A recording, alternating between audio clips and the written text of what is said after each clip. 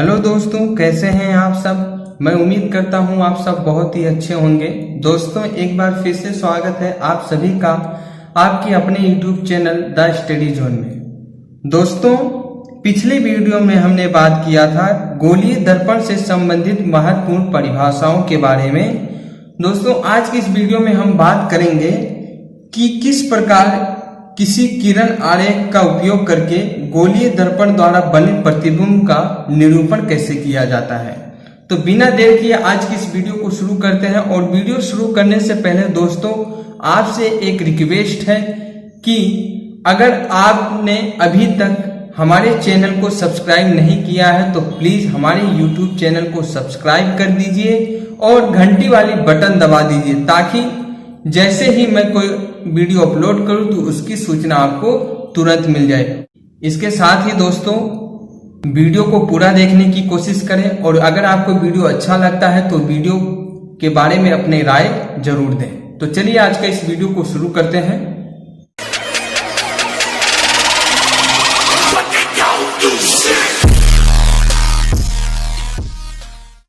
दोस्तों, आज का हमारा टॉपिक है किरण आरेखों का उपयोग करके गोलीय दर्पणों द्वारा बने प्रतिबिंबों का निरूपण।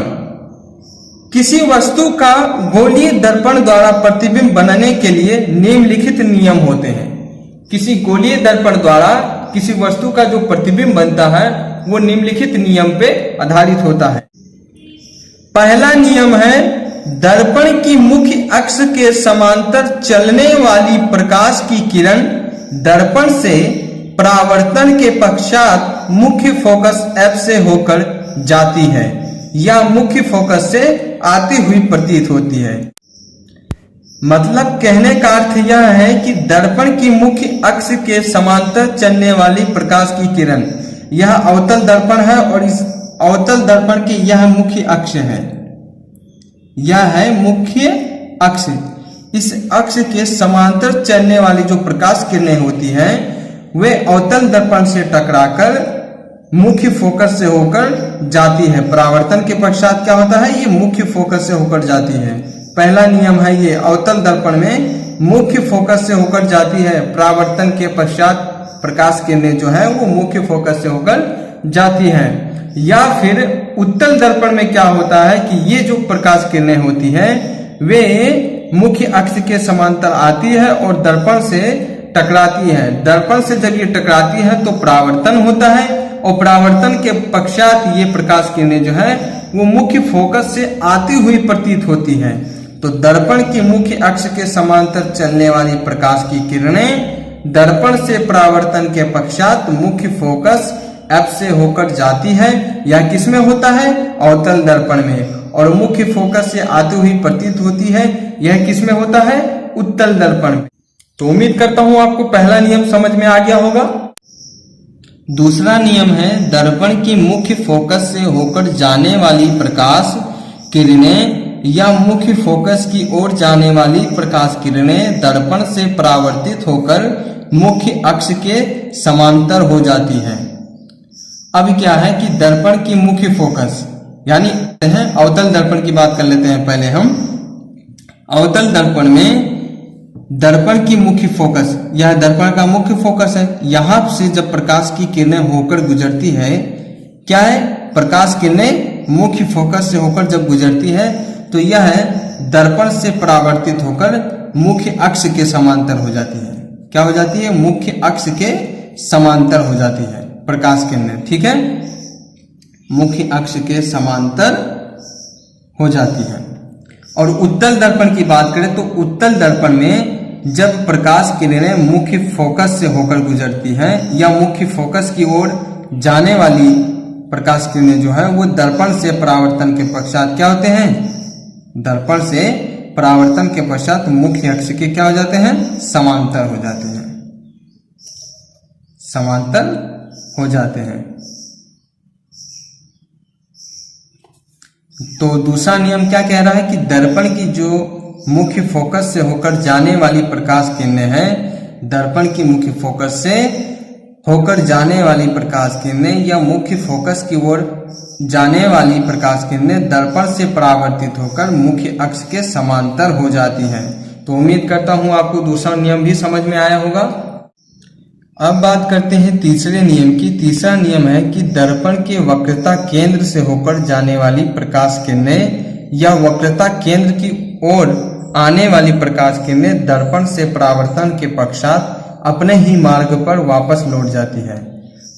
तीसरा नियम यह है कि जब कोई प्रकाश किरण दर्पण की वक्रता केंद्र, ये क्या है, वक्रता केंद्र है, जब कोई प्रकाश किरण दर्पण के वक्रता केंद्र की ओर आती है या वक्रता केंद्र की ओर होकर जाती है तो वो दर्पण से परावर्तन के पश्चात क्या होती है, पुनः उसी मार्ग पर लौट जाती है जिस मार्ग से वे दर्पण पर आती है। अवतल दर्पण की बात करें तो देखिए प्रकाश किरण जो है वक्रता केंद्र से होकर आती है और इस दर्पण से टकराती है और टकराने के बाद परावर्तित हो जाती है और पुनः अपने ही मार्ग पर लौट जाती है। और उत्तल दर्पण की बात करें तो उत्तल दर्पण में देखिए ये प्रकाश किरण जो है वो दर्पण से आती है और उसके बाद दर्पण से टकराती है। जब यह दर्पण से टकराती है तो परावर्तित हो जाती है और परावर्तित होकर देखिए ये अपने ही मार्ग पर पुनः लौट जाती है।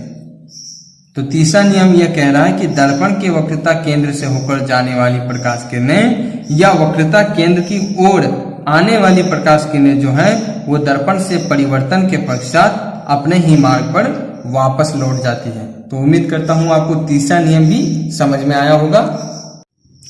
बात करते हैं चौथे नियम की। चौथा नियम में कह रहा है कि दर्पण की ध्रुव की ओर मुख्य अक्ष से सिर्फ तिर्यक दिशा में आपतित किरणें तिर्यक दिशा में ही परिवर्तित होती हैं।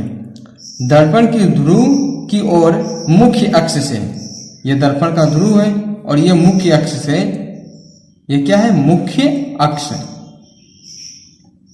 मुख्य अक्ष के तिरछी दिशा में जो प्रकाश किरणें आती है वे दर्पण से परावर्तित होकर तिरछी दिशा में ही पुनः लौट जाती है। तो अवतल दर्पण में देखिए ये प्रकाश किरण आती है और ध्रुव के यहाँ से टकराती है और फिर परावर्तित होती है तिरछी दिशा में। तो जिस दिशा से वो आती है उसी दिशा में पुनः परावर्तित हो जाती है। उत्तल दर्पण में भी देखिए यहाँ पे प्रकाश किरणें जो है तिरछी दिशा से आ रही है और फिर परावर्तित होती है तिरछी दिशा में। तो चौथा नियम यह कह रहा है कि दर्पण की ध्रुव की ओर से मुख्य अक्ष से तिर्यक दिशा में आपतित प्रकाश किरणें तिर्यक दिशा में ही पुनः परावर्तित हो जाती है। तो उम्मीद करता हूं आपको यह नियम समझ में आया होगा कि गोलीय दर्पण द्वारा जो प्रतिबिंब बनता है उसका निरूपण हम किस प्रकार करते हैं। तो इन चार नियम की सहायता से हम किसी गोलीय दर्पण द्वारा बने प्रतिबिंब का निरूपण करते हैं।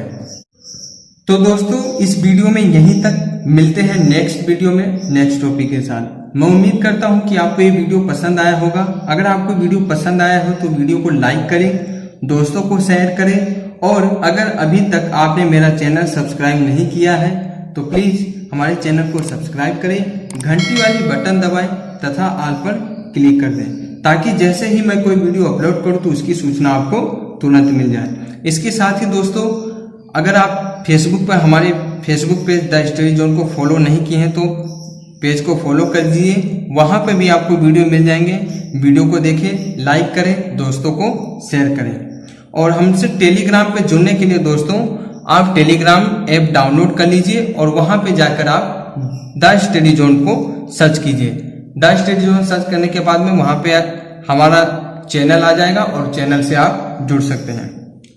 तो आज की वीडियो में बस इतना ही। तब तक के लिए आप अपना ख्याल रखिए। आपका दिन शुभ हो। Thanks for watching. Thank you very much.